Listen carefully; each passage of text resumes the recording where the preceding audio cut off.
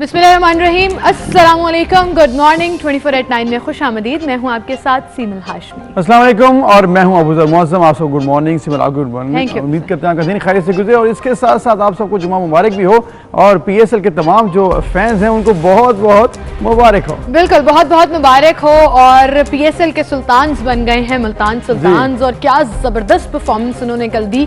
और 200 जो है वो पहली बार PSL का बन गया इस पूरी सीरीज में। 200 उन्होंने हाईएस्ट पार्टनरशिप के साथ, एक पार्टनरशिप के साथ 4 विकेट्स पर उन्होंने जबरदस्त तरीके से जो है वो खेला और फिर इसके साथ खुशी जो है वो उनकी दीदनी थी। बिल्कुल, और इसके साथ साथ अब जो मुल्तान सुल्तान हैं उसके नाम ये ट्रॉफी हो चुकी है। बहुत बड़ी अचीवमेंट है जी।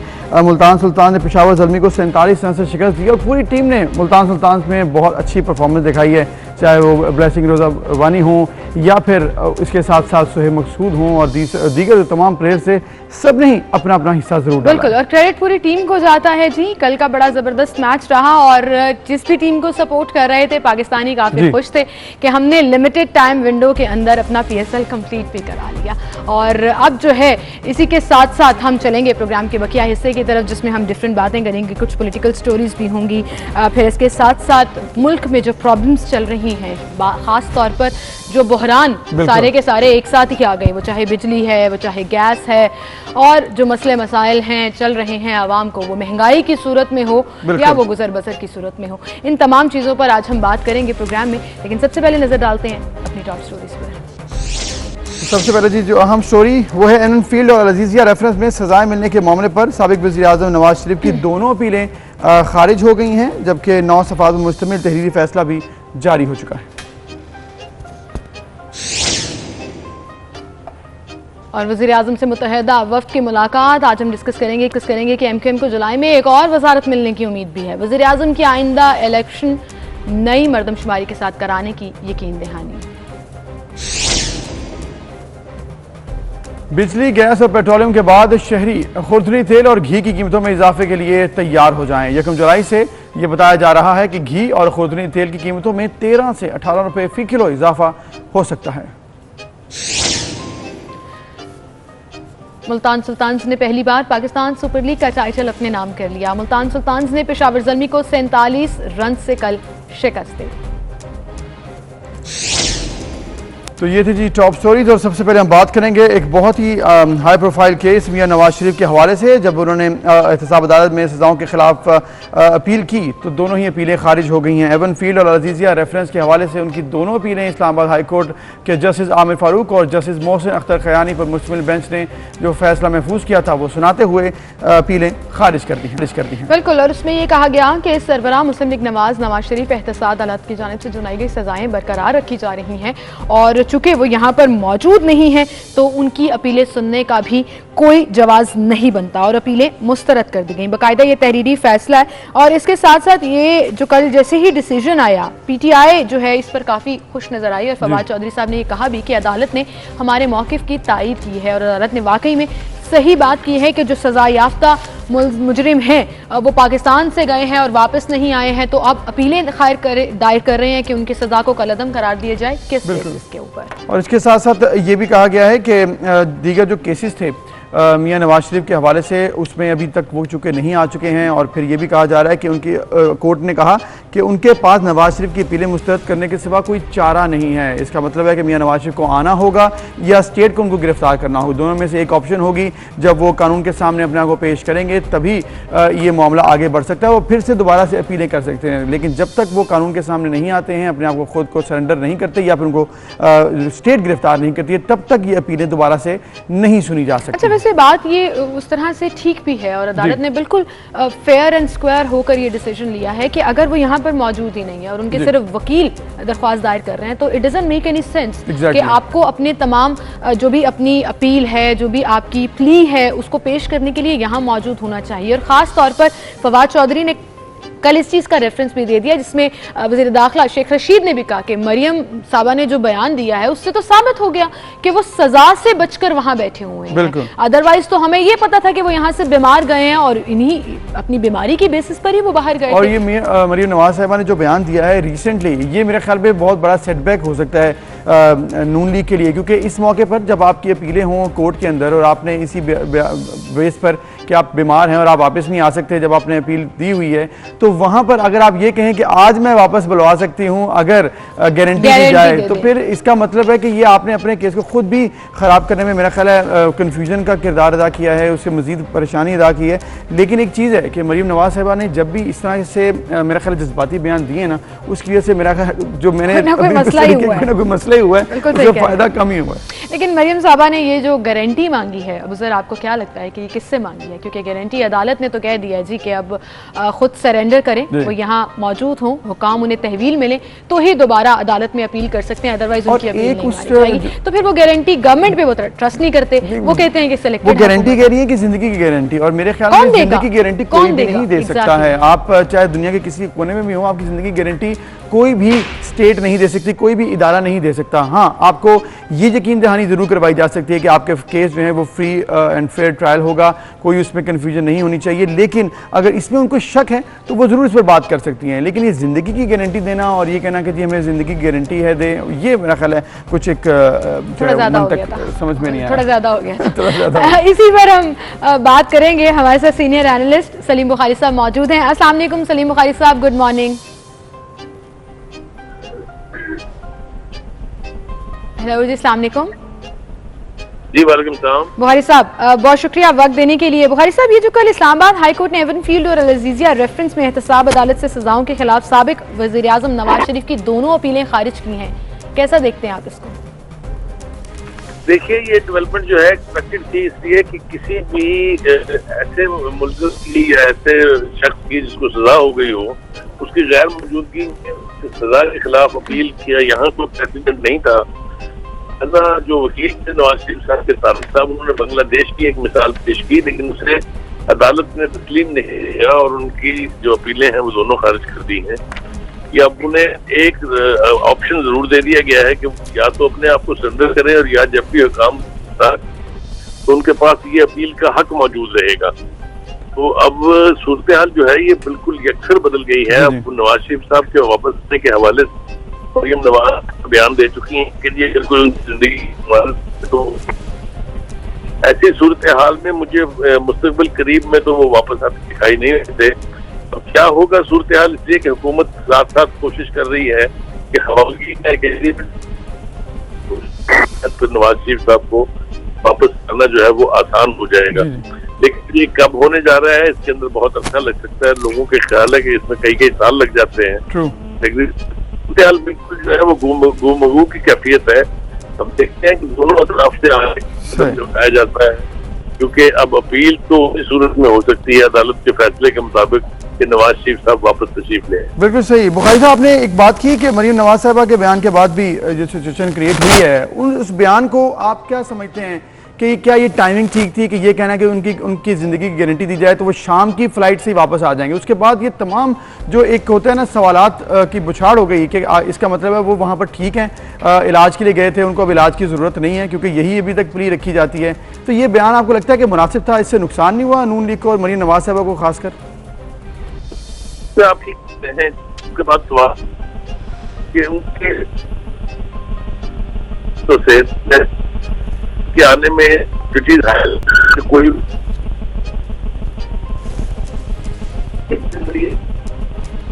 बुखारी साहब, सिग्नल्स की प्रॉब्लम की वजह से आपकी आवाज़ हम तक नहीं पहुंच पा रही है। हम आपसे दोबारा राब्ता करेंगे ताकि हम सुन सकें कि आपका तज़किया इस हवाले से क्या है। और ये बात आपकी बिल्कुल ठीक है कि अब तो फिर वो मुस्तकबिल करीब में करीब ना भी उसके साथ लगाएं तो नवाज शरीफ साहब पाकिस्तान आते हुए दिखाई नहीं दे रहे। वैसे ऐसी कोई उम्मीद भी नहीं है। आपको लग रहा है कि कभी गवर्नमेंट कामयाब हो सकेगी या वो खुद से यहाँ पर आ सकें? अल्लाह ताला उनको सेहत दे और जब वो मेरा ख्याल सेटिस्फाइड हो जाएंगे तभी वो आ सकते हैं। और इसके अलावा ये भी चीज़ हमने देखी है कि ओवरऑल जिस तरह से सिचुएशन इस वक्त है, एक चीज़ आपने भूलना नहीं है, अगर मैं भूल जाऊँ ये सवाल बुखारी साहब से ज़रूर करना है कि कल हमजा शहबाज शरीफ साहब का जो बयान है ना कि मेरे अकाउंट में पैसे किस तरह आए अरबों रुपए, ये मुझे नहीं पता, ये ज़रूर पूछना है कि इस तरह के बयान से क्या आपको नुकसान होता है या फ़ायदा होता है। क्योंकि जब आप केस अदालत में हो, चाहे वो नून लीग है, पीटीआई है, अगर आप ये कहेंगे कि मुझे नहीं पता कि ये सब कुछ कैसे हो गया, तो इससे क्या होता है, असरात इसके इम्पैक्ट्स क्या होते हैं आपके वोटर्स पर, और इसके साथ साथ जो आवाम देख रही है, जो न्यूट्रल भी है, उन पर इसके क्या असरात होते हैं, ये हमने ज़रूर पूछना है। बिल्कुल, इस पर हम बात करेंगे। बुखारी साहब से दोबारा रब्ता कर रहे हैं। अच्छा, ये जो दो रेफरेंसेज हैं जिस पर हम बात कर रहे हैं कि नवाज शरीफ साहब की अपीलें खारिज भी कर दी, एवनफील्ड और अल अजीज़िया रेफरेंस, आपको याद होगा जब इसकी समाअत भी चल रही थी तो ये बड़े इंपॉर्टेंट केसेस थे और ये जुलाई 2018 की बात है। इस्लामाबाद की एहतसाब अदालत ने एवनफील्ड रेफरेंस में साबिक वज़ीर-ए-आज़म नवाज शरीफ को 11, उनकी साहबजादी को 8 और उनके दामाद कैप्टन रिटायर्ड मोहम्मद सफदर को 1 साल की कैद सुनाई। फिर 19 सितंबर 2018 को ये इस्लामाबाद हाई कोर्ट में गया और फिर एवनफील्ड रेफरेंस में एहतसाब अदालत की जानिब से साबिक वज़ीर-ए-आज़म नवाज शरीफ, उनकी साहबजादी और कैप्टन सफदर को सुनाई गई सजा मुअत्तल करते हुए तीनों को रिहाई का हुक्म भी दे दिया। फिर उसके बाद 24 दिसंबर 2018 को इस्लामाबाद की एहतसाब अदालत ने साबिक वज़ीर-ए-आज़म नवाज शरीफ को फ्लैगशिप इन्वेस्टमेंट रेफरेंस में बरी करते हुए अल अजीज़िया स्टील मिल्स रेफरेंस में 7 साल की कैद और जुर्माने की सजा भी सुनाई, जिसके तहत वो जेल में रहे क्योंकि नैब ने उन्हें अडियाला जेल मुंतकिल कर दिया था, जहां वो बीमार पड़ गए और वापस हॉस्पिटल आए और बहुत शदीद वो अंडर ऑब्जर्वेशन रहे सर्विसेज हॉस्पिटल में। यहाँ पर पूरा एक ब्लॉक बनाया गया, मेडिकल चेकअप्स हुए, मेडिकल बोर्ड्स बैठे, जिसके बाद ये डिसाइड किया गया कि उनकी सेहत को, उनकी हेल्थ को मद्देनजर रखते हुए उन्हें बाहर जाने की इजाजत दी जाए, जो अदालत से भी मिली और एक लिमिटेड टाइम के लिए मिली। लेकिन वो लिमिटेड टाइम गुजरे हुए भी अरसा हो गया और फिर उसके बाद वापसी का अरसा हुआ यूं कि नवंबर 2019 से वो बैरून मुल्क गए हैं इलाज करवाने और उसके बाद वो वापस नहीं आ सके, और जब तक वो वापस नहीं आ सके तो उसकी वजह से एक नुकसान ये हुआ कि मियां शहबाज शरीफ साहब के ऊपर बहुत से सवालात उठना शुरू हो गए, क्योंकि उन्होंने गारंटी दी थी कोर्ट में कि मैं उनको वापस लेके आऊँगा। फिर इसके अलावा ये भी सवालात उठने लग गए कि क्या वो वाकई इलाज करवा रहे हैं या नहीं, और फिर इस तरह से जो बातें मरीम नवाज साहबा ने की हैं उनसे मज़ीद कन्फ्यूजन पैदा हो गई, जो कि बुखारी साहब भी कह रहे थे कि वाकई इस तरह से नुकसान हुआ है।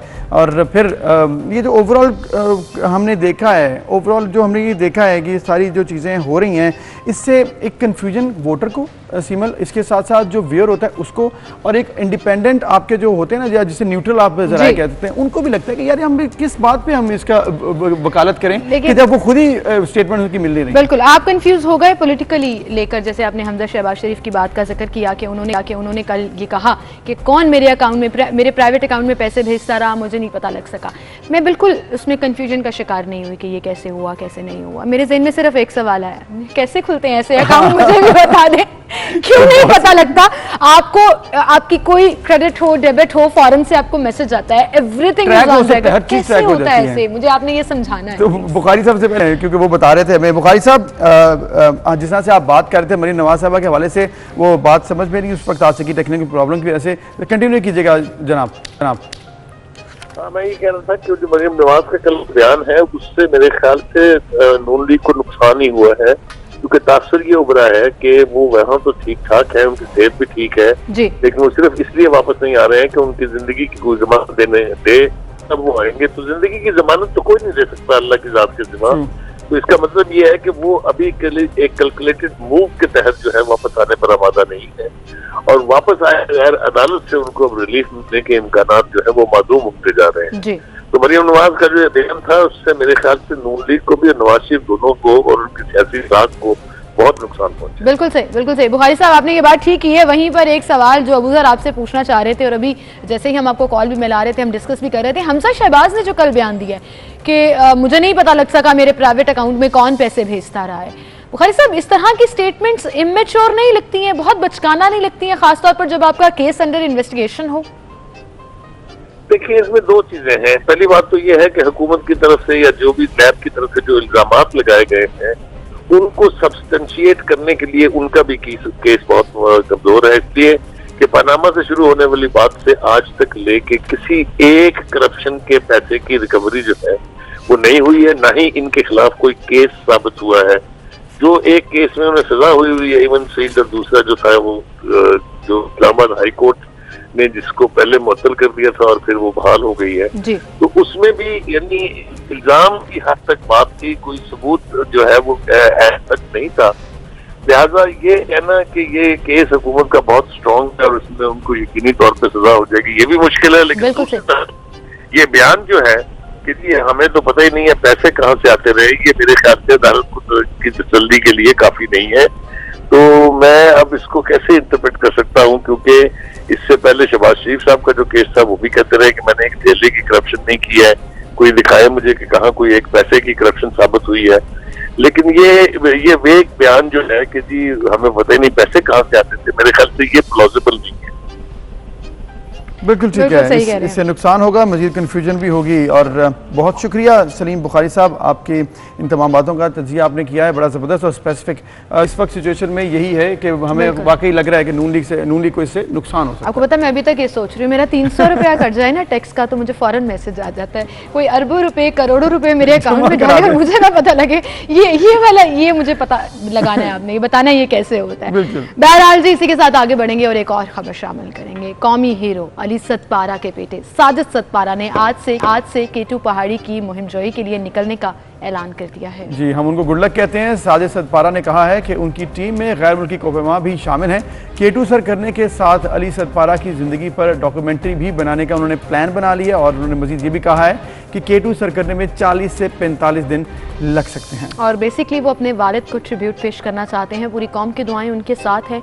और साजिद इंशाल्लाह आप ज़रूर कामयाब होंगे, जाइए और अल्लाह आपका निगहबान, और पूरी प्लानिंग पूरी कोशिश के साथ जाइएगा, क्योंकि ये सिर्फ आपके लिए एक एजाज़ नहीं होगा बल्कि आपके वालिद के लिए भी बहुत एजाज़ की बात होगी। बिल्कुल, बहुत शुक्रिया आपका कि साजिद सतपारा से शुरू हो गए हैं। मैं तो समझता हूँ उनका शुक्रिया अदा करना चाहिए, क्योंकि अभी तो उन्होंने इतना बड़ा नुकसान उठाया, तो बहुत बड़े हौसले की बात है। अब पूरी कौम आपका शुक्रिया भी अदा करती है और आपको गुड लक भी कहती है। एक ब्रेक लेते हैं, फिर मिलते हैं।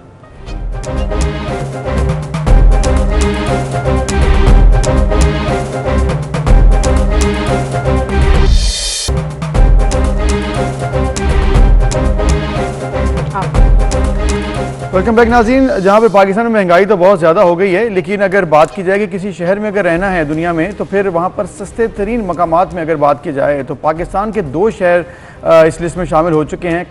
कराची, 2 खूबसूरत शहर बिल्कुल, कराची और इस्लामाबाद इस लिस्ट में अब शामिल हैं। और दुनिया भर के ममालिक और बड़े शहरों की जिंदगी, वहाँ की बढ़ती कीमत, कारोबार, रोजगार और माली मसाइल पर नजर रखते हुए आलमी जरीदे ने हर साल की तरह इस साल भी दुनिया के महंगे और सस्ते तरीन शहरों की फहरिस्त जारी कर दी है। और बरतानवी माली जरीदे द इकोनॉमिस्ट के इंटेलिजेंस यूनिट से जारी करदा रिपोर्ट के मुताबिक कराची और Islamabad is the most economical cities to live in. और दुनिया के इन जो महंगे शहरों की फहरिस्त इस साल भी 3 जो महंगे तरीन करार पाए हैं। वफाकी दारुल हुकूमत इस्लामाबाद और कराची सस्ते तरीन हैं। जी, और इसके साथ साथ जहाँ पर सस्ते तरीन शहर हैं इंटरनेशनल स्टैंडर्ड्स के मुताबिक, लेकिन अगर पाकिस्तान की सिचुएशन देखें और पाकिस्तान में इस वक्त क्या हो रहा है, तो पाकिस्तान में इस वक्त महंगाई जो है वो लोगों को नज़र आ रही है आइंदा चंद दिनों में। और हो ये रहा है कि जहाँ पर आटा, चीनी, चावल, घी, ये तमाम चीज़ें सीमल महंगी, तो इसकी वजह से क्या होता है कि जब इकनॉमिक प्रेशर आता है तो लोग मज़ीद परेशान हो जाते हैं, रोज़मर्रा के मामला डिस्टर्ब हो रहे हैं। और यही हुआ गुज़िश्ता चंद दिनों में, जब दोबारा से एक दफ़ा क्राइसिस सामने आ रहा है फ्लोर मिल एसोसिएशन का हुकूमत के साथ टैक्सेस के हवाले से, जिसकी वजह से आटे की शॉर्टफॉल इस वक्त हो रही है। बिल्कुल, आटे की शॉर्टफॉल हो रही है और मामला तय नहीं पाए जा रहे, लेकिन आटा जो है अब या तो महंगा हो जाएगा या ब्लैक में मिलना शुरू हो जाएगा, या चूंकि स्ट्राइक चल रही है तो अभी एक सिचुएशन जो है वो बन रही है। उसके बाद लोगों पर क्या इम्पैक्ट होगा, उन्हीं की जुबानी सुनते हैं।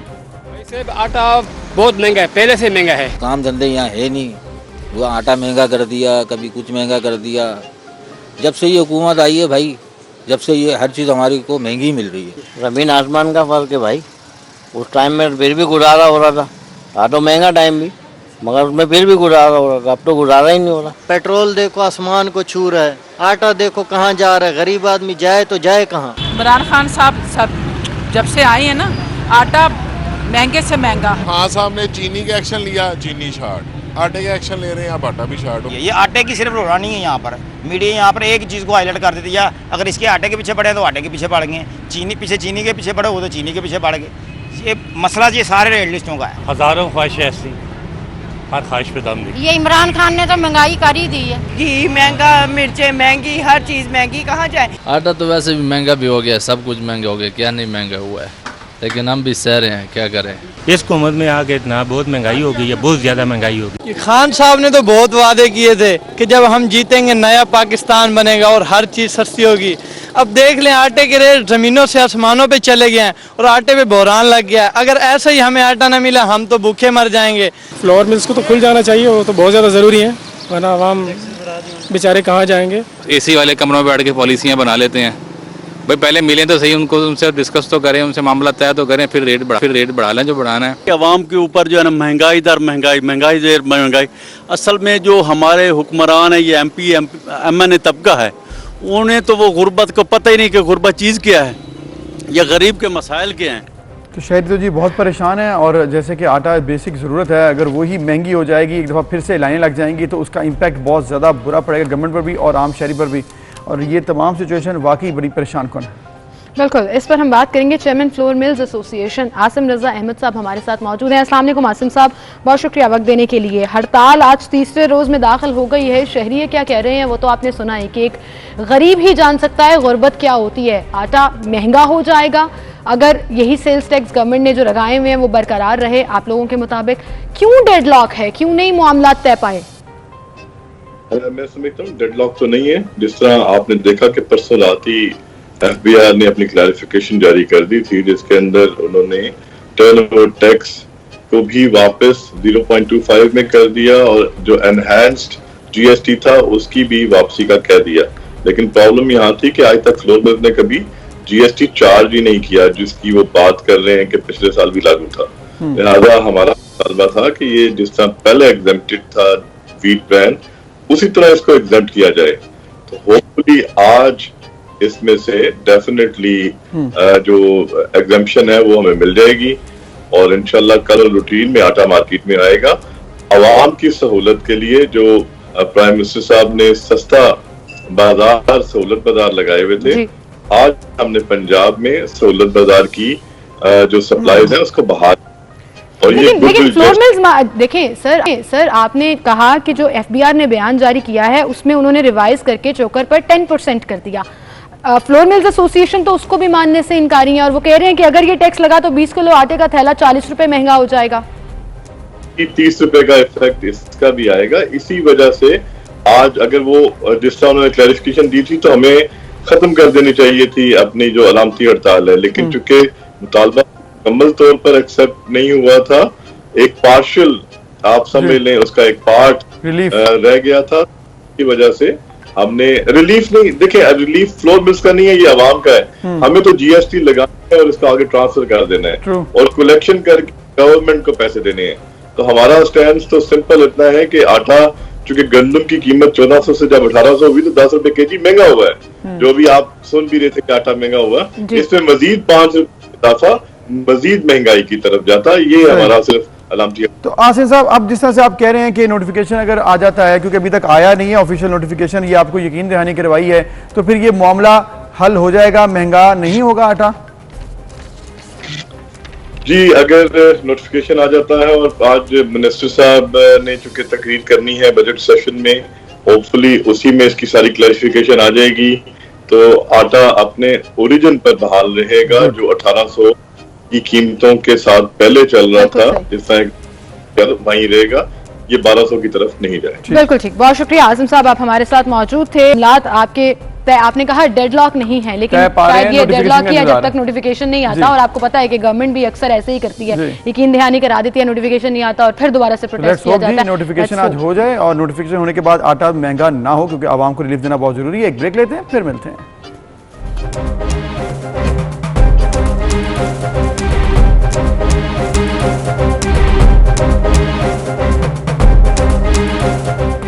Welcome back. एक बार फिर से आपको खुशामदीद कहेंगे। एक इंटरेस्टिंग न्यूज़ आपके साथ शेयर करेंगे। बरतानिया में एक 72 साल शख्स डेविड स्मिथ, जिसका कोविड टेस्ट पॉजिटिव आया और फिर जितनी मरतबा भी उसने टेस्ट कराया वो पॉजिटिव आता चला गया 10 माह तक, और ये तवील तरीन इन्फेक्शन का रिकॉर्ड कायम हो गया। वाकई ये बहुत ज़्यादा टाइम है। बरतानिया के शहर ब्रिस्टल के रहायशी डेविड स्मिथ, जो कि एक रिटायर्ड ड्राइविंग इंस्ट्रक्टर हैं, उनका कहना है कि उन्होंने कोरोना टेस्ट मुसलसल 43 मरतबा मुस्बत आया है। जब उन्होंने टेस्ट करवाया वो पॉजिटिव आता गया। उन्होंने ये बताया कि वो 7 मरतबा अस्पताल में दाखिल रहे और उन्होंने अपनी आखिरी रसूमात की तैयारी भी मुकम्मल कर ली थी। डेविड स्मिथ ने यह भी बताया कि वो नाउम्मीद हो चुके थे, उन्होंने पूरे खानदान को बुला लिया, माफिया मांग ली, मिल लिया, सबको अलविदा कह दिया, क्योंकि उन्हें लगा कि अब वो सेहतयाब नहीं हो सकेंगे। लेकिन आप देखें कि उनकी नाउम्मीदी उम्मीद में बदल गई, वो सेहतयाब होकर घर भी आए। इतनी दफा भी आ जाए तो कोई फर्क नहीं पड़ता। 10 महीने बाद उनका क्लियर भी हो गया और वो वापस भी आ गए। तो दुनिया में बहुत कुछ होता है और बहुत सी चीज़ें जो हैं वो आपके सामने भी आ जाती हैं। इसी के साथ हम आगे बढ़ेंगे जी अपने अगले टॉपिक की तरफ, और अगला टॉपिक हमारा बड़ा इंटरेस्टिंग है। हम हमेशा हैं एडवांसमेंट्स की, इनोवेशंस की। मेडिकल साइंस में जहां दुनिया स्टैंड कर रही है, क्या पाकिस्तान ने उतनी तरक्की की है? क्या हमारे यहाँ पर हेल्थ फैसिलिटीज़, हेल्थ टेक्नीशियंस और वो डॉक्टर्स जो वेल ट्रेंड हैं वो मौजूद हैं, वो किसी भी सर्जरी के लिए हो, किसी भी बीमारी के इलाज के लिए हो? और ये मौजूद होना पाकिस्तान में डॉक्टर्स का बड़ा ज़रूरी है। तो कुछ ऐसे डॉक्टर्स भी हैं जो कि पाकिस्तान से बाहर काम भी कर रहे हैं, लेकिन फिर भी वो अपने पाकिस्तान में आकर सर्व करते हैं और पाकिस्तान में आकर टेक्नोलॉजी एडवांसमेंट्स के ज़रिए वो इंटरनेशनल लेवल की, इंटरनेशनल स्टैंडर्ड की सर्जरीज कर रहे हैं। ये बहुत ज़रूरी है पाकिस्तान के आगे बढ़ने के लिए कि पाकिस्तान को इस तरह से मदद फराहम की जाए कि अगर आप बाहर हैं तो पाकिस्तान में आकर भी पाकिस्तान की मदद करें। और हाँ, ऐसे ही एक डॉक्टर हमारे साथ स्टूडियो में मौजूद हैं, यूके बेस्ड हैं। वहाँ पर उन्होंने अपनी पूरी ट्रेनिंग की, पूरी प्रैक्टिस की और अब वापस पाकिस्तान आकर सर्व कर रहे हैं। सिर्फ सर्व नहीं कर रहे, यूके में भी प्रैक्टिस कर रहे हैं ताकि वहाँ की एडवांसमेंट्स जो वेस्टर्न कंट्रीज अडॉप्ट कर रही हैं वो पाकिस्तान में भी आ सकें। यहाँ के लोगों को ट्रेन कर रहे हैं and also he is participating in community services. उनसे हम बात करेंगे। Orthopaedic surgeon, sports surgery specialist हैं जी डॉक्टर उमर भट्ट। अस्सलाम वालेकुम। वालेकुम सलाम, thank you very much for, thank you so much for coming in. तो सबसे पहला तो बड़ा सिंपल सा सवाल है कि जो लोग यहाँ से जाते हैं, जाहिर है वो यहाँ से ज़्यादा कमाते हैं, उनका लाइफस्टाइल, रहन सहन बहुत बेहतर हो जाता है, तो वापस पाकिस्तान आना बड़ा मुश्किल हो जाता है। आपने जब डिसाइड किया कि वापस आना है, क्या क्या चैलेंजेस थे यहाँ पाकिस्तान में आकर अपनी सर्विसेज कंटिन्यू रखने के लिए? देखिए, कहीं भी दुनिया में चैलेंजेस तो बहुत सारे थे। ज़री बात है, एक आपकी प्रैक्टिस बहुत अच्छी है, एक ऐसे सिस्टम में काम कर रहे हैं जहाँ कहीं प्रॉब्लम्स नहीं होती हैं। आप सुबह उठ रहे हैं, आप जब हॉस्पिटल पहुँच रहे हैं तो हर चीज़ आपके लिए रेडी है। टाइम मैनेजमेंट वहाँ बहुत स्ट्रिक्ट होती है कि 48 आवर्स से ज़्यादा वीक में आपने काम नहीं करना। अगर आप 1 घंटा भी ऊपर हुए तो आपको एक्स्ट्रा पे देंगे। तो life was obviously very luxurious और बहुत कंफर्टेबल और प्रॉस्परस आप होते जाते हैं जब आप सर्जन बनते हैं। ज़री बात है, सर्जरी एक ऐसी फील्ड है जो दुनिया में कहीं भी आप काम करें तो बढ़ता है। लेकिन एट द सेम टाइम दिल के अंदर हमेशा से ये एक फीलिंग थी कि आई वाज नॉट सेटिस्फाइड कि मैंने इतनी ट्रेनिंग हासिल करने के बाद अगर अपने मुल्क के अंदर वापस आके ट्रांसफ़र ना की तो वो जिस तरह मेरे टीचर्स ने मेरे में ट्रांसफ़र की अपनी स्किल्स, और वो हमेशा कहते थे ये स्किल जो है ये अमानत है, आपने नेक्स्ट जनरेशन को देना है। तो मेरे दिल में था कि यहाँ के लोगों के पास तो ये सारी स्किल्स मौजूद हैं, कहाँ नहीं है मौजूद, वो पाकिस्तान है। तो that was the reason to come over here. शुरू के अंदर मेरी बहुत ज़्यादा फोकस था कि मैं लोगों में अवेयरनेस डालूं सोशल मीडिया के थ्रू कि ये एक ऐसी प्रॉब्लम है जिसका इलाज दुनिया भर में ये होता है। फिर जब आहिस्ता आहिस्ता लोगों के अंदर सोशल अवेयरनेस आने लग गई तो फिर मुझे आइडिया हुआ कि नहीं, अब मेरा टाइम आ गया कि मैं अपने से जूनियर लड़कों को ट्रेन करूँ। फिर जब वो ट्रेनिंग सिस्टम अच्छा शुरू हो गया, फिर मेरा दिल आया कि अब मैं अपनी कम्युनिटी की सर्विस करूँ। तो it was step by step phase. तो अल्हम्दुलिल्लाह, जो लोग कहते हैं कि पाकिस्तान आके आप सेट नहीं हो सकते, ये बिल्कुल गलत बात है। हमारे मुल्क में हर वो फैसिलिटी है कि आप यहाँ वापस आ सकते हैं। आपने कहा है कि हमारे मुल्क में हर फैसिलिटी है। टेक्नोलॉजी एडवांसमेंट में पाकिस्तान, क्योंकि सर्जरी इंटरनेशनल स्टैंडर्ड की कराना, एनवायरनमेंट होना, आपने कहा कि रिसेप्टिव पाकिस्तानी उतने नहीं थे, अब आहिस्ता आहिस्ता हो रहे हैं। इंटरनेशनल स्टैंडर्ड की अगर बात करें, आप यूके में करते हैं काम, पाकिस्तान में अगर देखा जाए सर्जरी टेक्नोलॉजी, ओवरऑल इक्विपमेंट्स कैसा है और किस तरह से काम होता है? देखिए, जब मैं शुरू में आया था उस टाइम मैंने अपनी पहली स्पोर्ट्स सर्जरी एक बहुत ही 1980s के ब्लैक एंड वाइट टावर के साथ की थी। आज भी वो लड़का बिल्कुल ठीक है। सर्जन असल में मेन ड्राइविंग फोर्स होते हैं किसी भी सर्जरी के पीछे, लेकिन इसका मतलब कतई ये नहीं कि आप बगैर टेक्नोलॉजी के उसको अच्छी क्वालिटी का कर पाएंगे। बिल्कुल। ये दिन रात की मेहनत, कंपनीज के साथ बात करना, उनको नज़र आना कि हमारे मुल्क में पोटेंशियल है। जब उनको नज़र आ रहा था कि पाकिस्तान के अंदर इतना बड़ा पोटेंशियल है इस टाइप की सर्जरी का, तो इन कंपनीज ने इन्वेस्ट करने लगे। फिर मुझे देख के और लोगों को देख के यंग लड़कों के अंदर और इंटरेस्ट पैदा हुआ। वो बाहर मुल्क गए, थोड़े से कोर्सेज करके, थोड़ी ट्रेनिंग करके, यहाँ ज़्यादा ट्रेनिंग करके आए और उन्होंने भी ये काम शुरू कर दिया। जब इस तरह बढ़ते गए ग्राफ तो कंपनीज ने और इन्वेस्टमेंट की। तो फिर आहिस्ता आहिस्ता 4-5 साल के अंदर मतलब we had a paradigm shift कि जो एक चीज़ कभी कोई करता नहीं था, अब अल्हम्दुलिल्लाह मेजॉरिटी हॉस्पिटल्स के अंदर उसको किया जा रहा है। हम उसके ऊपर तो आर्ग्यू कर सकते हैं क्वालिटी पे, लेकिन उसका इंटरेस्ट बहुत ज्यादा डेवलप शुरू हो गया। और आप देखें, अभी भी पाकिस्तान अगर 5-6 साल पहले की बात करें तो खुदा ना खास्ता आपका घुटना डैमेज हो जाए या कुछ हो जाए तो अभी भी वो स्क्रूज वाला सिलसिला जो है वो चल रहा था। अब until it's needed and the last option, इसको ऑप्ट नहीं किया जाता, ओपन सर्जरीज और फिर एडवांसमेंट्स बहुत ज्यादा कर दिए हम लोगों ने। जिस तरह पहले होता था कि कोई भी पेशेंट आया उसकी हड्डी टूटी, प्लास्टर लगा दो, अब हम बहुत ज्यादा एडवांस होते जा रहे हैं अपनी फील्ड के अंदर और भी फील्ड्स के अंदर, सिर्फ ऑर्थोपेडिक्स नहीं, कार्डियोलॉजी के अंदर, रीनल ट्रांसप्लांट के अंदर, मतलब पीडियाट्रिक्स के अंदर फिजिशियंस हमारे बहुत अच्छे हैं। हमारी हड्डियों का जो मसला है अनफॉर्चुनेटली वो काफी अरसे तक निगलेक्टेड रहा। तो जनरल सर्जन्स भी हड्डी जोड़ते थे, लेकिन पिछले 8-10 साल के अंदर इस टेक्निक और इस टेक्नोलॉजी को इतना ज्यादा लाया गया है कि अब हम, मुझे लगता है कि अगले 10 साल में पाकिस्तान काफी बेहतर होगा। जरी बात है, we are still 20-30 years behind developed countries, लेकिन we will be much better than where we are. और इसके पीछे सिर्फ एक ही तरीका है कि अगर हम जैसे सर्जन्स जो बाहर से ट्रेनिंग करके आए और लोकल सीनियर सर्जन्स जो मेरे कोलीग हैं, जो अच्छे सर्जन्स हैं, उनको अपनी ये नॉलेज ट्रांसफर करनी पड़ेगी। उन्हें इररेलेवेंट, ये जरा थोड़ा सा चैलेंजिंग हो जाता है, इसलिए कि हमारे मुल्क के अंदर साइकोलॉजिकल तौर पे ये एक परसेप्शन है कि अगर मेरी प्रैक्टिस बहुत अच्छी है और मैं सीनियर हूँ तो अनफॉर्चुनेटली कहीं मैं अगर ये ट्रांसफर कर दूंगा नॉलेज तो दूसरा कहीं मेरी प्रैक्टिस न ले। हालांकि इंग्लैंड में बिल्कुल ऑपोजिट है। जी जी डॉक्टर साहब, आपने जिसने कहा है कि ट्रेनिंग करना भी आपने शुरू किया हुआ है, लेकिन जहाँ पाकिस्तान से हमने हमेशा पढ़ा है, देखा है कि लोग बाहर जाते थे, ट्रेनिंग लेकर आते थे, क्या वो ट्रेनिंग सारा कुछ यहाँ पे मिल सकता है? जो एक दो लोग तो अब मैं आपको इसकी एग्जांपल इस तरह देता हूँ कि मैंने तीसरा फेलो, जिसको कहते हैं कि एक लड़के ने अपनी FCPS एग्जाम पास कर लिया, जो सबसे हाईएस्ट एग्जाम पाकिस्तान का होता है ऑर्थोपेडिक्स में। वो एग्जाम पास करने के बाद पहला लड़का मेरे पास 3 साल पहले आया, आज माशाल्लाह वो असिस्टेंट प्रोफेसर पेशावर में है। सेकंड लड़के को मैंने 1 साल में ट्रेनिंग दी, हाथ पकड़ पकड़ के सिखाया, आज वो लेडी रेडिंग हॉस्पिटल के अंदर प्रोफेसर है। और तीसरा लड़का कराची से आया हुआ है जिसको मैं ट्रेनिंग कर रहा हूँ। उनकी सैलरी, उनका ट्रांसपोर्ट, उनकी रिहाइश सब मैं कवर करता हूँ। और आपको खुशी होगी ये सुन के कि ये शायद पहली दफ़ा अनाउंसमेंट हो रहा है पाकिस्तान में कि इंटरनेशनल दुनिया की एक बहुत बड़ी ऑर्गेनाइजेशन है, उसको सीकॉट कहते हैं। I am the only surgeon in Pakistan history जिसको उन्होंने सिलेक्ट किया है कि मेरे पास फॉरेनर्स आएंगे ट्रेनिंग लेने जनवरी से। मेरे पास बाहर से, जी पाकिस्तान से आएंगे, they will pay them in Europe salary. वो मेरे पास 3 महीने के लिए आएंगे, मैं उनको यहाँ ट्रेनिंग दूंगा और वो यहाँ से फ्लाई करके वापस जाएंगे। And this is a very prestigious professor. ये तो आपने बता दिया कि प्रोफेसर है आपके student, but you are too young to be a teacher. But obviously आप में वो पोटेंशियल और वो पैट्रियटिज्म है कि आप पाकिस्तान को सर्व करना चाहते हैं। You are bringing a lot of opportunities.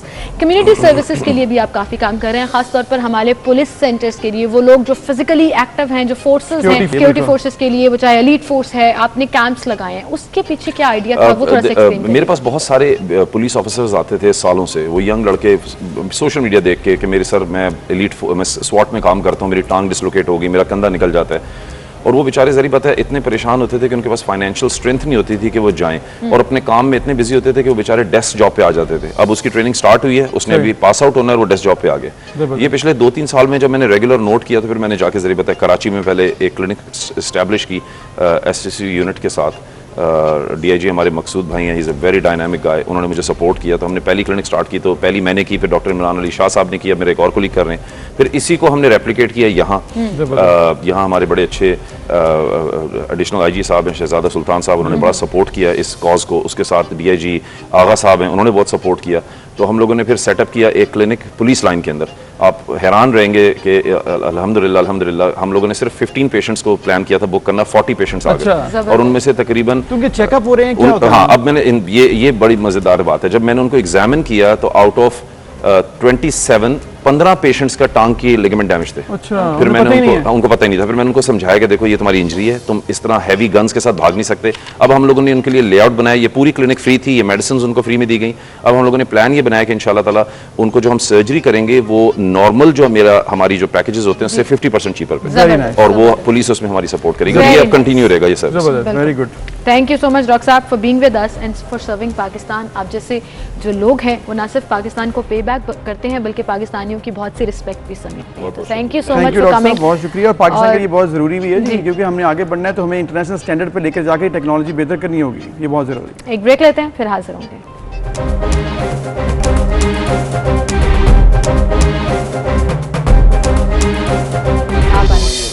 Pakistani. Welcome back नाज़रीन, हम बात करेंगे एक ऐसे बहरान की जो कि एक दफ़ा फिर से सरफेस हो रहा है और ये बड़ी परेशानी की बात है कि जब लोड शेडिंग का दावा किया जाए ख़त्म हो गई है, दोबारा से नहीं होगी, दोबारा से अगर वो हो रही है तो लोग परेशान हो रहे हैं। गैस लोड शेडिंग की बात हो रही है तो वो दोबारा से शुरू हो गई है, उस इंडस्ट्री परेशान हो रही है। तो ये परेशानी जो है उसमें ऐसे भी लग रहा है कि मुसलसल इजाफा होता जा रहा है। और ख़ास तौर पर लाहौर समेत पंजाब के दीगर छोटे बड़े शहरों में गैर एलानिया लोड शेडिंग का सिलसिला जारी है। तो फिर ऐसे में मुझे लगता है कि हुकूमती ओहदेदारान कुछ भी कह रहे हों नहीं मानना चाहिए, वो चाहे हमाद अजहर साहब हों, वो चाहे कोई भी हो, जो कह रहे हैं कि जी 1-2 दिन का मसला था, वाफर बिजली मौजूद है, लोड शेडिंग खत्म हो जाएगी। ये वाहिद चीज़ है जो ठीक मिली थी, लोड शेडिंग खत्म हो गई थी, लेकिन वो भी खराब हो गई। हर 2 घंटे के बाद 1 घंटे के लिए बिजली जा रही है।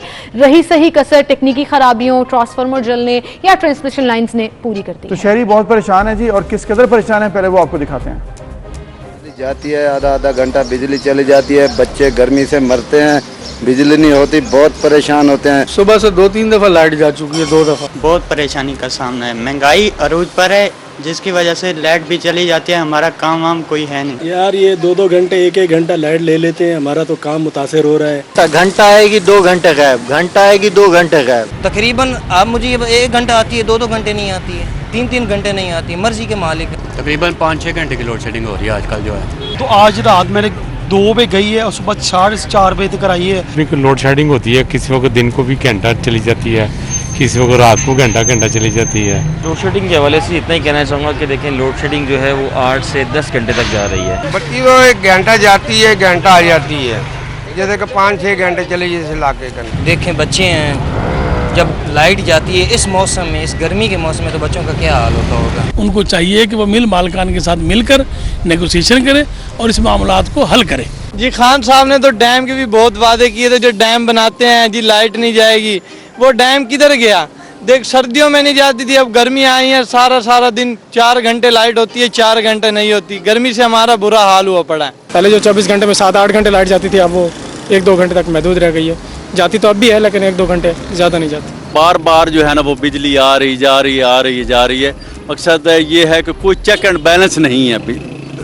या तो कोई शेड्यूल जारी किया जाए ना जी, कि 1 घंटा बिजली जाएगी या 2 घंटा जाएगी, ताकि हर बंदा उसी हिसाब से, घर में पानी नहीं होता, बाद अब मुलाजमत के लिए आ रहे होते हैं या बच्चों ने तो शहरी जी परेशान देखिए आपने किस कदर हो रहे हैं कि बिजली की लोड शेडिंग भी हो रही है। और वहीं पर एक और मामला है जो कि इसकी वजह बन जाता है। अक्सर ये बात भी हो रही है कि सिर्फ ये वजह नहीं है कि पानी कम है डैम्स में इसलिए आपके पावर प्लांट्स काम नहीं कर रहे। एक और बहुत बड़ा मसला है जिसकी वजह से इस वक्त नेशनल इशू ये बनता जा रहा है, वो ये है कि इस वक्त गैस की फराहमी गवर्नमेंट ने मुअत्तल की हुई है बहुत से शहरों में, इलाकों में, खासकर कल हमने कराची का जिक्र भी किया, सिंध का जिक्र किया।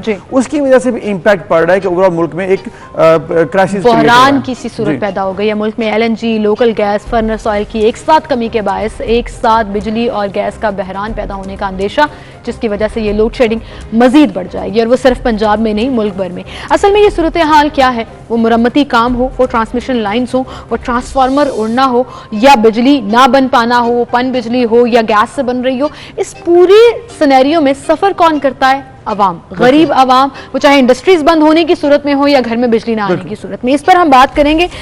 हमारे साथ हमारे बड़े अहम रुकन है, रिपोर्टर हैं जो बड़ा नज़र रखते हैं कड़ी खास तौर पर बिजली और वापदा के तमाम इन इशूज़ पर। उनसे बात करेंगे। शाहिद सिप्रा हमारे साथ स्टूडियो में मौजूद है। अस्सलाम वालेकुम। वालेकुम अस्सलाम। बहुत शुक्रिया सिप्रा साहब। लोगों की बातें आपने सुनी, लोड शेडिंग हो रही है, लेकिन लोग थोड़ा, मैं ये करेक्शन करना चाहूँगी कि कंफ्यूज भी हो जाते हैं। वो लोड शेडिंग नहीं भी होती है, वो बिजली बंद होना, मुरम्मती काम की सूरत में ट्रांसमिशन लाइन उड़ जाना, उसको भी लोड शेडिंग कह देते हैं। जनरल टर्म है ना, बिजली नहीं आ रही तो लोड शेडिंग है। ये क्या मामला है? क्यों 2021 में ये सिलसिला दोबारा शुरू हो गया? अच्छा खासा सुकून था। बिस्मिल्लाहिर्रहमानिर्रहीम। देखें, बिल्कुल आप ठीक कह रहे हैं कि कंज्यूमर जब बिल अपना दे रहा होता है तो उसको बिजली चाहिए। अगर उसके घर में बिजली नहीं आ रही तो वो उसको लोड शेडिंग कहे, बिजली की बंदिश कहे, बिजली का ना कहे, जो भी कहे, तो गवर्नमेंट को तो उसकी सुननी पड़ेगी। जाहिर वो बिल ले रहे हैं उससे। हमारे यहाँ क्या है कि यहाँ मामलात ये चल रहे हैं कि आपका जो सिस्टम है वो ओवरलोड है, और जब सिस्टम ओवरलोड होता है तो ओवरलोडिंग के बाद क्या मामलात होते हैं कि ट्रिपिंग के वाकयात रूनुमा होते हैं। जो बात होती है कि कभी 20 मिनट आ रही है, आधे घंटे के लिए जा रही है, कभी 45 मिनट आ गई, 15 मिनट का चली गई, ये तो ट्रिपिंग है, ये तो चलती रहती है आमतौर पर। अभी जो एक बहरानी कैफियत आ रही है, बहरान जो आएगा तवानाई का, वो गंभीर होगा। और मैं कहूँगा कि लाहौर समेत पंजाब बल्कि पूरे पाकिस्तान के जो लोग हैं वो तो मुतासिर होंगे।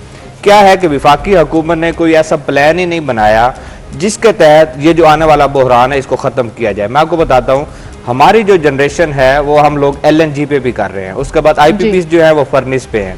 अब LNG का जो आपके पास 2 प्लांट हैं जो कराची में, एंगरो का जो प्लांट है जिसने LNG की रीगैसिफिकेशन करनी है वो सालाना मुरम्मती काम पर जा रहा है। उसने पिछले साल जून में जाना था लेकिन नहीं गया।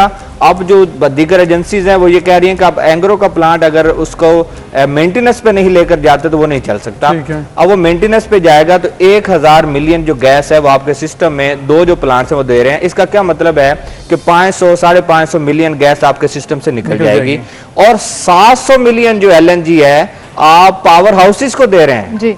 1000 में से 700 मिलियन आपने पावर हाउसेस को दे रहे हैं जिन्होंने बिजली बनानी है। अब वो आपके पावर हाउसेस बंद हो जाएंगे, आप उनको LNG नहीं दे सकेंगे। अगर आप उनको देते हैं तो आपकी सनत बंद होगी, मतलब एक फैक्टर आएगा। अच्छा, सनत और दोनों को चलाएं तो गैर एलानिया लोड शेडिंग भी होगी, डोमेस्टिक सेक्टर आपका इफेक्ट हो जाएगा, उनके पास गैस नहीं होगी। इसलिए एक आखिरी पॉइंट, आपने कल विफाकी वजीर हमाद अजहर की स्टेटमेंट सुनी, उन्होंने कहा है कि गैर एलानिया लोड शेडिंग का सामना करना पड़ेगा, इस बात को वो मान रहे हैं। ठीक है, लेकिन इसकी तरतीब क्यों नहीं बनाई गई? बिल्कुल, तो बात फिर वही हुई ना सिप्रा साहब कि ये जो कहा जा रहा है कि जुलाई के पहले हफ्ते तक सारा मामला ठीक हो जाएगा। आपने कहा कि वो जिस तरह से दोबारा से उनको ठीक करना था, रेनोवेट करना हो या जो भी उनको ऑपरेशन जरूरत होती है, फिर कहाँ पर गलती हुई है, किस डिपार्टमेंट की यहाँ पर गलती है जिन्होंने इस तमाम चीज़ को देखना था, उससे पूछा जाए, आवाम भी उससे पूछे। फिर देखें, आपकी वजारत पेट्रोलियम जो है वो इसकी जिम्मेदार है। ठीक है, जब पिछले साल जून में उसने मेंटेनेंस पे जाना था एंग्रो टर्मिनल ने, इस साल उसने जाना ही जाना, 28 या 29 तारीख को उसने चले जाना है और 10 से 12 दिन के लिए वो मेंटेनेंस जरूरी है। 10 से 12 दिन आप सफर करेंगे 100%। मैं आपको 10 से 12 दिन सफर करेंगे। अच्छा, उसका अल्टरनेटिव है ही नहीं ना, हमारे पास जनरेशन ही नहीं है। हम अगर पन बिजली पर आ जाएं, हमारे मंगला और तरबेला डैम जो है उस तरह बिजली बना ही नहीं रहा जितनी कैपेसिटी पर बनानी चाहिए। उसकी क्या वजह है कि आपके पास पानी का अखराज ही नहीं है। इरसा आपको रोक रहा है कि हम ज्यादा पानी का अखराज करेंगे तो वो नुकसानदेह हो सकता है। ठीक है, ये सारी चीजें, पन बिजली भी रुक गई आपकी पीक सीजन पे, उसके बाद LNG पे हम जो पावर हाउसेस चला रहे हैं वो भी बंद हो जाएगा। तो उसके बाद फिर अगर विफाकी हुकूमत कहे कि हम लोगों को बिलादतुल बिजली दे सकेंगे या गैस दे सकेंगे, तो ये आम फहम जो आम शहरी घर में बैठा उसको पता है कि क्या हालात हो रहे हैं। अच्छा, यानी मैं थोड़ा सा एक रिपीट कर दूं, ये बड़ी खतरनाक बात आपने बताई है। खतरनाक इस तरह से कि पीक की गर्मी होगी और 28-29 जून से लेकर 10-12 दिन यानी कि 10 या 12 जुलाई तक आपको जो है वो मैक्सिमम गैर एलानिया या एलानिया लोड शेडिंग का सामना करना पड़ेगा क्योंकि मुरम्मती काम चल रहा है और अल्टरनेट कुछ नहीं है। तो ये तो आप लोगों को बता रहे हैं एडवांस में कि मैं जो तवक्को कर रहा हूं और कल जो और अभी जो पिछले दिनों एक गैप आया था उसमें लोगों के 10-10 घंटे भी गए जो बिजली नहीं आई है। अब मैं आपको बताता हूँ, वो जो उस वक्त टेम्परेचर आपका 44-45 गया और सिर्फ लेस्को, हम अगर लेस्को की बात करें तो 4950 मेगावाट तक डिमांड गई। इस वक्त 4100 चल रही है, लेकिन जब आपका मानसून सीजन हो जाएगा, साथ में दर्जा हरारत बढ़ेगा, डिमांड भी बढ़ेगी, LNG के पावर हाउस भी निकल जाएंगे, पन बिजली भी कम हो जाएगी। उसके बाद आपकी कोशिश होगी कि हम ज्यादा LNG जो है सनती सेक्टर को दें, उसको पूरा करें। अगर अभी आप एक डिस्को कर रहे हैं उसमें सनत किस तरह इफेक्ट होगी आपके पास? अगर आप LNG सनत को नहीं देते तो आपके पास बिजली भी नहीं होगी। आपने ये पॉइंट बोला कि इस वक्त पानी से बिजली भी हम उतनी नहीं कैपेसिटी में बना रहे, क्योंकि ये भी कहा गया ऐसा की तरफ से कि पानी के ज़खायर खत्म हो सकते हैं अगर बारिशें हो जाती हैं आइंदा चंद दिनों में, इतना स्टॉक बन जाता है डैम्स में कि फुल हो जाते हैं वो, तो फिर ये मामला क्या हल हो सकता है? ये तो फिर कुदरत का निज़ाम होगा ना, ये तो अल्लाह ताला की तरफ से होगा कि अगर बारिशें हो जाएं या ग्लेशियर आपके पिघल कर आपके डैम्स में उस तरह बारिशों की जाए। लेकिन मैं तो उस पे जा रहा हूँ कि जो लोग कहते हैं कि हम लोग इलेक्ट होकर आए हैं, वो जो कहते हैं कि हम लोग वोट की ताकत से आए हैं, उन्होंने इन करोड़ों वोटर्स के लिए क्या किया है? बात वही आ जाती है कि यहाँ पे क्या हो रहा है कि एक स्टेटमेंट आती है कि हमने इजाफी LNG ले ली, एक कहते हैं जी साबिक दौरे हुकूमत में इजाफी LNG दरामद करने के मंसूबे बनाए गए, अब आकर कह रहे हैं जी हमारे पास तो LNG होगी नहीं। देखिए, ये सारी चीजें जब मिलेंगी तो इसका क्या मतलब है? आपने स्टडी नहीं किया। हमें ख्वाब वो दिखाए, साहब हमें ख्वाब वो दिखाए कि IPP से मुआहदे रिवाइज कर रहे हैं, बिजली सस्ती हो जाएगी, मिलेगी, और असल में क्या हो रहा है? लोड शेडिंग फेस करना शुरू कर दी हमने जो पिछले साल नहीं थी। आपने जिक्र किया ओवरऑल मुल्क का, वहीं पर कराची के साथ मुझे लग रहा है स्पेशली कोई ट्रीटमेंट किया जा रहा है। वो कराची जितना सफर कर रहा है पूरा मुल्क उतना सफर नहीं कर रहा, इंडस्ट्री के साथ भी और रिहायशियों के साथ भी। के इलेक्ट्रिक के ऊपर तो ऑब्वियसली वो डायरेक्टली अंडर नहीं आता है, it's a private company, but government ने उसके साथ मुआहदे भी करने होते हैं और उसको बिजली फराहम भी करनी होती है। कराची वालों के साथ क्या सलूक किया जा रहा है? इस महीने तक अभी तक रिवाइज नहीं हुआ उनका मुआहदा, हमादा साहब ने खुद कह दिया कि कर लेंगे, लेकिन अभी तक हुआ नहीं है। देखो वो रिवीजन हो जाए तो मेरे ख्याल में उनके लोड शेडिंग के मसाइल तो काफी हद तक हल हो जाएंगे बिजली के। अच्छा, अब हम गैस की बात करते हैं जो इस वक्त बहरान आया हुआ है, उनके 250 मिलियन के जो 2 वेल्स हैं वो बंद हो चुके हैं, वो भी एनुअल मेंटेनेंस पे चले गए हैं। मुझे बताएं कि सिंध गवर्नमेंट अगर यही मेंटेनेंस या हमारी विफाकी गवर्नमेंट यही मेंटेनेंस इसको अब जून में करने की बजाय या पिछले साल, हाँ मतलब उसको सितंबर अक्टूबर में ये अमन मजाक में पूछा गया सवाल भी है, इनको मुरम्मत हमेशा गर्मियों में क्यों याद आती है? वो चाहे गैस लाइन्स की हो, वो बिजली की हो, क्यों मुरम्मत ही गर्मियों में क्यों होनी है? मैं आपको बताता हूं, मैंने बताया कि जून में होनी थी पिछले साल एंग्रो टर्मिनल। जून में क्यों, मतलब गर्मियों में क्यों, जब बिजली चाहिए होती है? जो एंग्रो टर्मिनल की जो एजेंसीज हैं जो इसको चलाती हैं वो ये कह रही हैं कि अब ये नहीं चलने वाला, इसको पिछले साल मुरम्मत पे जाना चाहिए था, नहीं गया।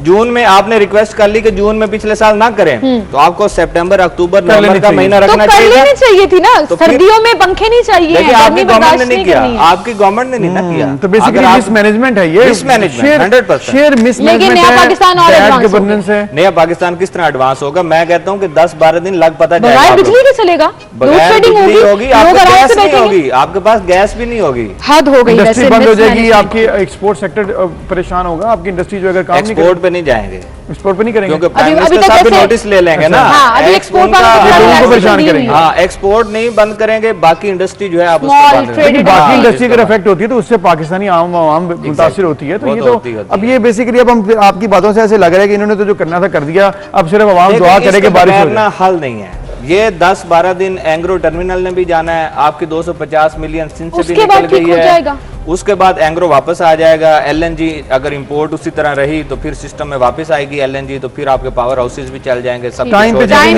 की ये बहुत ज्यादा क्लियर शेयर मिसाल है। और लेकिन वो आपको याद है कहा था कि हम सीख रहे हैं, अभी 3 साल बाद भी सीख रहे हैं, तो वो अब ये भी सीखना चाहिए कि जून में ये मरम्मती काम नहीं करवाने होते हैं, ये अक्टूबर नवंबर में मेरे हाथ जुड़े हैं। प्लीज, नहीं चाहिए होते लोगों को पंखे, नहीं चाहिए होते एसी या कूलर जो आपको लग्जरी लगता है गर्मी में, आप दिसंबर में कर लें, नवंबर में कर लें 8-8 घंटे की बिजली बंद वहां पर, लेकिन सीख लें अपना काम, बहुत हो गया ये बहुत जरूरी है वैसे मेरे ख्याल से। ट्रू। शायद सिप्रा साहब आपका शुक्रिया, और हम दुआ करते हैं कि बारिश हो जाए, ये मामला हल हो जाए, वरना इन्होंने जो करना था गवर्नमेंट ने वो तो कर दिया। एक ब्रेक, फिर मिलते हैं।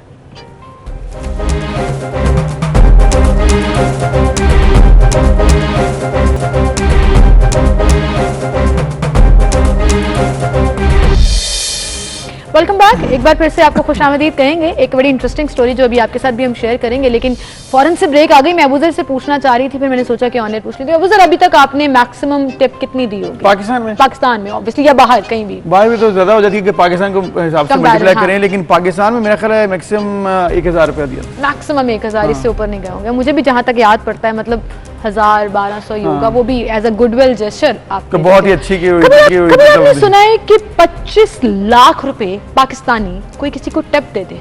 कभी ऐसा हुआ नहीं है, और मेरे ख्याल में आपके बिल से ज्यादा तो कभी भी आपने टिप नहीं दी है। अगर आपके जो भी बिल बना कि आपका जो भी बिल होगा उसकी कुछ ना कुछ परसेंटेज होती है आप जब टिप देते हैं। लेकिन ये हुआ है जी, एक ऐसे कस्टमर ने जब वेटर को बिल थमाया, बिल वापस दिया, तो उसमें बिल के साथ साथ एक बहुत बड़ी रकम थी जिसको देखकर सभी परेशान हो गए। वो बिल की रकम तो शायद $37 थी, लेकिन असल में जब उन्होंने टिप दी तो वो पाकिस्तानी 25 लाख रुपए बनता। 25 लाख रुपए बनता था जी। अमेरिका में ये एक न्यू हैम्पशायर स्टेट है, न्यू इंग्लैंड में, वहाँ ये वाकया पेश आया एक रेस्टोरेंट में, जब ये सबकी तवज्जो का मरकज बन गया कि वहाँ पर एक ग्राहक ने टिप के तौर पर वेटर को गैर मामूली रकम दी। उसने खाना खाया, ऑर्डर आया, बिल $37 बना, उस शख्स ने खाना खत्म किया और फिर बिल का मुतालबा किया। अब जैसे ही $37 नॉर्मल बिल है जो उनका नहीं है, कुछ भी नहीं है, वो पाकिस्तानी कितना बनेगा, 5-6-7 हज़ार मैक्सिमम, इससे ज्यादा नहीं बनेगा। लेकिन उस शख्स ने जब बिल के ऊपर पैसे, मतलब उसके अंदर पैसे रखे और वेटर की तरफ वो देख रहा था, और उसने वेटर को 3 बार एक जुमला बोला, और वो ये था कि ये सब किसी एक पर खर्च मत करना। अब वो एक खातून कह रहा था या किसी एक चीज पर या किसी एक रात में ना खर्च देना। उसका मकसद होगा कि अब जो मैं तुम्हें दे रहा हूँ ये तुम्हारे लिए बहुत ज्यादा रकम हो सकती है। अच्छा, वेटर ने ये सुनते ही फौरन से बिल की तरफ देखा और फिर वो हैरान रह गया कि इतनी ज्यादा टिप दे दी उस शख्स ने, क्योंकि $16,000 टिप देना कोई मामूली बात नहीं है। $16,000 पाकिस्तानी 25 लाख रुपए बनते हैं। और फिर जब उन्होंने पूछा कि ये क्या वाकई गलती से तो नहीं दे गए, तो लेकिन उन्होंने कहा कि नहीं, वो शख्स गलती से नहीं दे रहा था, वो शख्स ने बाकायदा तौर पर 3 दफा, जैसे आपने बताया, उन्होंने कहा कि ये रकम जो मैं तुम्हें दे रहा हूँ इसको संभाल के रखना, एक दिन में ना खर्च करना। ये तो बेसिकली हुआ ये है कि जी 16,000 टिप वो शख्स दे गया, $37 बिल बने उसके खाने का, या जो भी उसने वहाँ पर इस चीज जो है इस्तेमाल किया। आप इंस्पायर हुए हैं कि अब आप 1000 से ऊपर जाएंगे? 16,000 मेरे ख्याल में बहुत बड़ी रकम है, और मेरे ख्याल में वो अभी करने के बाद सोच रहे होंगे कि लेकिन थोड़े से जनरस हो जाए ना, आप 1000 से कम अपना रिकॉर्ड थोड़ा ऊपर कर, 5,000 कर मतलब देते हैं, 5,000 भी पहुंच गए, मैं कही थी 1500 पे चले जाएं, बट चलें कोई बात नहीं जी, अच्छी बात है। इस तरह के इंसिडेंट्स जब कई दुनिया में कहीं पर भी पेश आए वो इंटरेस्ट समेट लेते हैं। इसी के साथ आगे बढ़ेंगे जी। आज आलमी शोहरत याफ्ता अमरीकी पॉप सिंगर और लेजेंड सिंगर माइकल जैक्सन की 12वीं बरसी। बिल्कुल, ये लेजेंड कहना बहुत ज़रूरी है, क्योंकि मेरे ख्याल में जितनी इन्होंने वैरायटी दी है सिंगिंग के इस शोबे को, उन जैसा कोई सानी नहीं है। उनकी पॉप गुलकारी और डांस के लोग आज भी दीवाने हैं, आज भी लोग उनको फॉलो करते हैं, उनके स्टेप्स को फॉलो करते हैं, जिस तरह से वो गाते थे उसको फॉलो करते हैं, और मेरे ख्याल में ये एक ऐसा बेंचमार्क बन चुका है सिंगिंग की दुनिया में जिनको हमेशा याद रखा जाए। बिल्कुल, आप दुनिया के किसी भी हिस्से में हो, you know about him because of his singing, because of his style, because of his dance, because वो इंडिविजुअलिटी जो है उनकी पर्सनालिटी में नजर आती थी, और वो he was very loud and clear about his talent, about his personality, और इनोवेशंस की वो तो सबके सामने ही है। बिल्कुल बिल्कुल, 5 साल की उम्र में उन्होंने म्यूजिक की दुनिया में कदम रखा, और फिर ऐसा कदम रखा कि वो बहुत से लोगों के लिए इंस्पिरेशन, मोटिवेशन बन गए, और उनके फैंस जो हैं वो आज भी उनको याद कर रहे हैं, क्योंकि 12 साल हो गए उन्हें बिछड़े। और आप देखें कि आज भी लोग जब याद करते हैं ना उनको, तो उनके गानों के अलावा उनके डांस को बहुत याद करते हैं। जब भी कॉपी कोई करते हैं, वो एक स्टाइल है, डांस में बाकायदा स्टाइल है माइकल जैक्सन अच्छा डांस करे तो कहते हैं मतलब तुम माइकल जैक्सन जैसा डांस कर रहे हो, मतलब ये उसको किसी को खराज तहसीन पेश करना हो तो माइकल जैक्सन के लेवल पे आप किसी को लेके जाते हैं, तो ये बहुत बड़ी बात है जी, और एक बहुत बड़ा नाम थे। आज उनके तमाम फैंस पूरी दुनिया में जहाँ जहाँ पर भी हैं वो उनको याद करेंगे। बिल्कुल, इसी के साथ नाज़रीन हम एक ब्रेक की तरफ चलते हैं, एक छोटी सी ब्रेक लेते हैं, फिर हाजिर होंगे।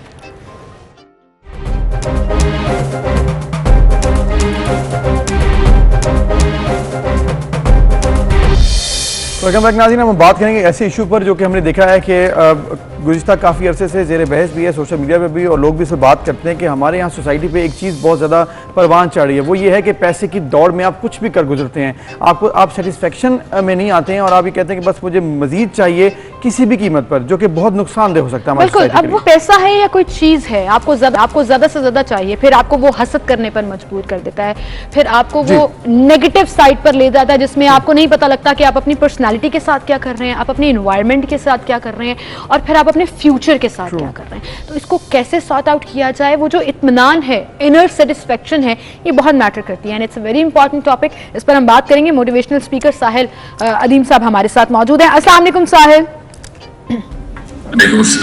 Very good morning to you. It's a very important topic and we want your guidance कि कैसे हम अपनी जिंदगी में सेटिस्फेक्शन ला सकते हैं, कि whatever we have we should say अल्हम्दुलिल्लाह फॉर दैट, और हमें वो इनर सेटिस्फेक्शन फील होती रहनी चाहिए।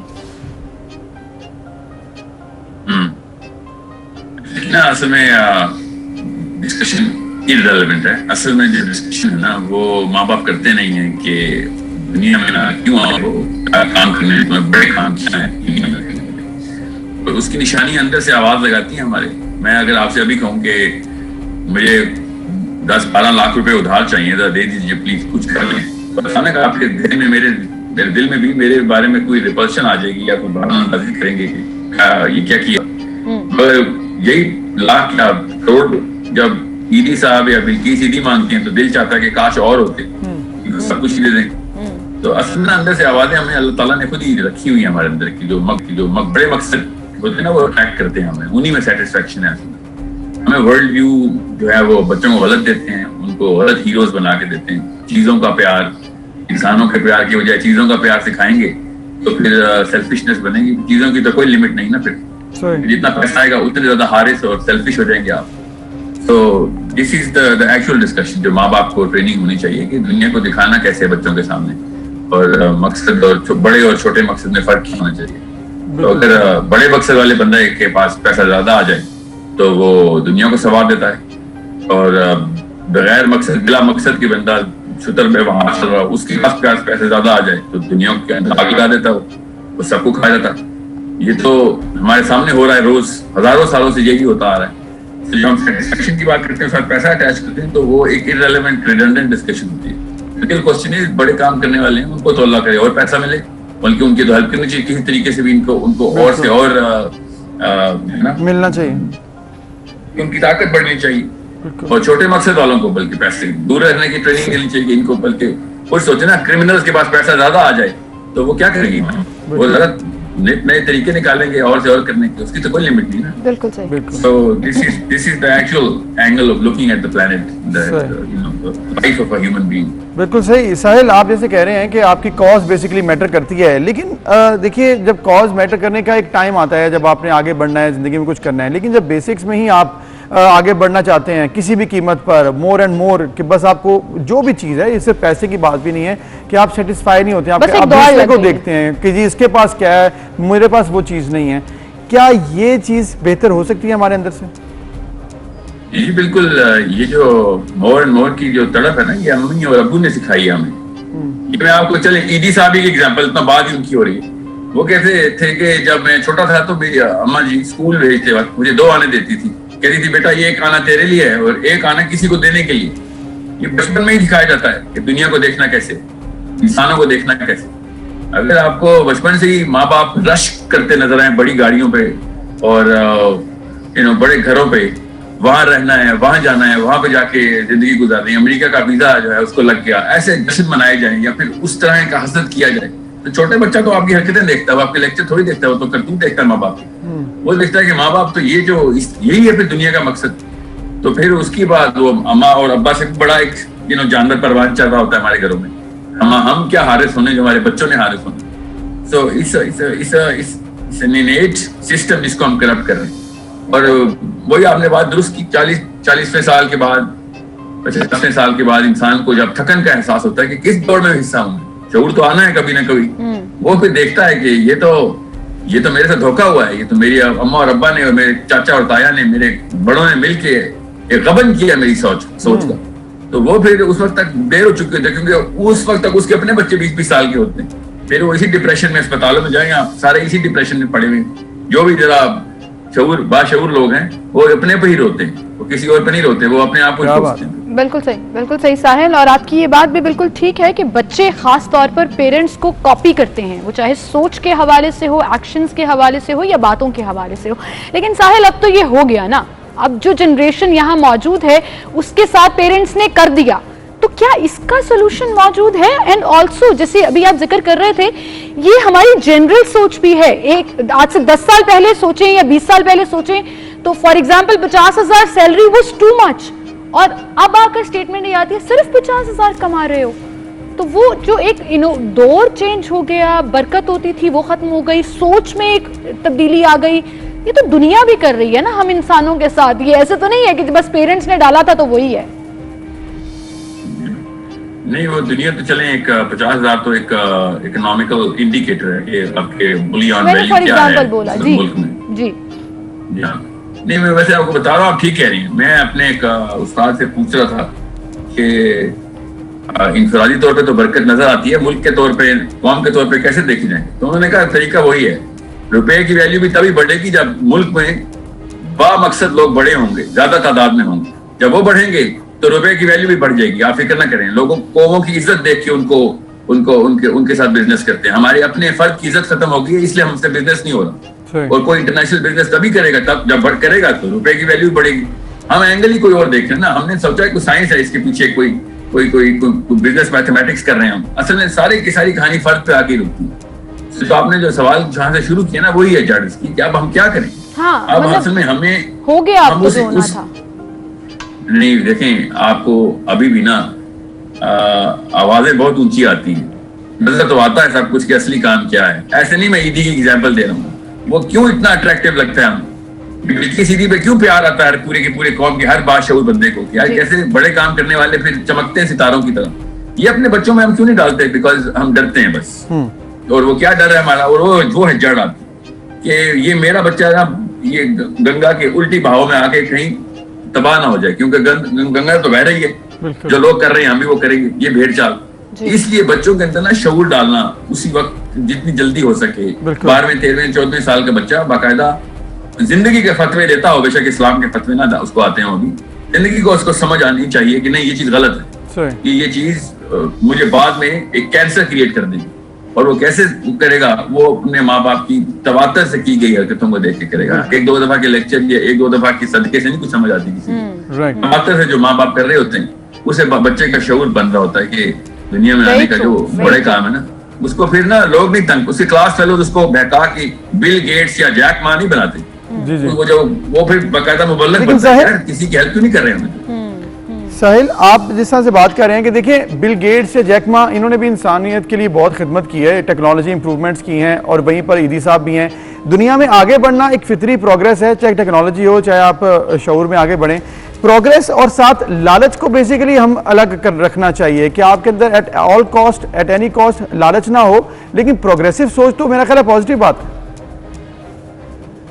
है। सोच, प्रोग्रेस का लफ्ज जो है ना, ये एक बहुत रिलेटिव लफ्ज है। प्रोग्रेस अटैच हुआ है, डिपेंडेंट है लफ्ज, इन सिमेंटिक ये लफ्ज जो है ना एब्सोल्यूट मतलब में एग्जिस्ट ही नहीं कर सकता।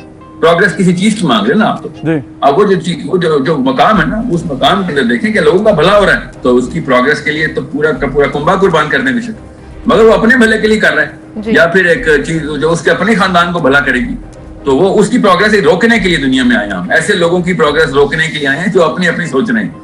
हमारे जिंदगी में आने का मकसद ये है कि पूरे इंसानी कुंबे का भला हो रहा हो।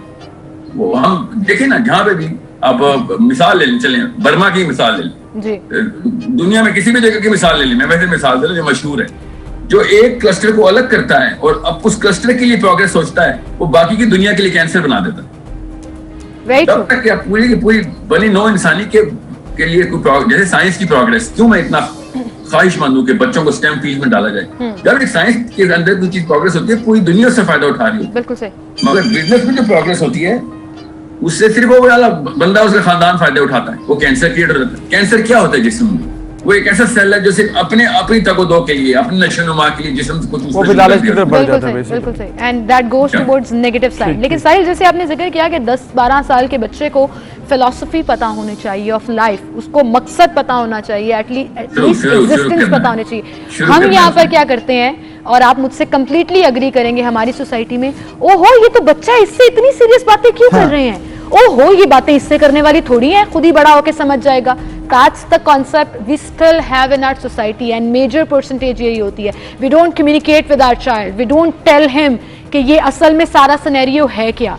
ये जो गैप है, ये पेरेंट्स ट्रेनिंग से तो स्टार्ट नहीं होगा, लेकिन ये कहाँ से अवेयरनेस शुरू करनी चाहिए, कैसे हम वो तब्दीली बिगर लार्जर लेवल पर ला सकते हैं? कम्युनिकेट तो हम कर रहे हैं बच्चे से, वो चाहे माने या ना माने, वो लोग, उनको पता हो ना पता हो, कम्युनिकेट तो कर रहे हैं, और बातों से नहीं कर रहे तो हरकतों से ज्यादा कम्युनिकेट कर रहे हैं वो बच्चे। So it's not a rocket science। उनको पता तो चल जाता है कि बच्चा जो है ना, बच्चे असल में थर्मोमीटर होते हैं, वो घर का क्लाइमेट का टेम्परेचर बताते हैं कि कैसा है। वो माँ बाप की हरकतों का आईना होते हैं।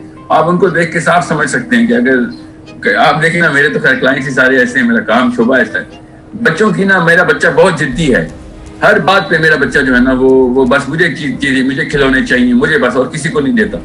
तो मुझे सिर्फ उनसे बस यही मैं पूछता हूँ कि आप खुद कितने अपने लाइफ में कितने जिद्दी हैं, आप ये बताएं। अब अपने तौर पे 100% एग्रीड। तो उनको खुद ही समझ आ रही है कि बच्चा तो अल्लाह ने आपको आपके घर के माहौल को बैरोमीटर टेस्ट करने के लिए दिया था, वो बड़ा होकर तो खुद ही अपने आप को इंडिपेंडेंट कर लेगा। अभी तो वो एक ईंट है उस दीवार की, कि जिस दीवार का कलर भी अडॉप्ट करती है, वो उसकी शेप भी अडॉप्ट करती है। And I think there is a lot of tips in your conversation. In fact, मैं खुद सोचने पर मजबूर हो गई कि मैं हमेशा सोचती हूँ कि मेरा बेटा इतना हाइपर एक्टिव क्यों है। So now I understand because I am hyper active and he sees me, he sees my actions, और वो actually replicate होता है बच्चों में।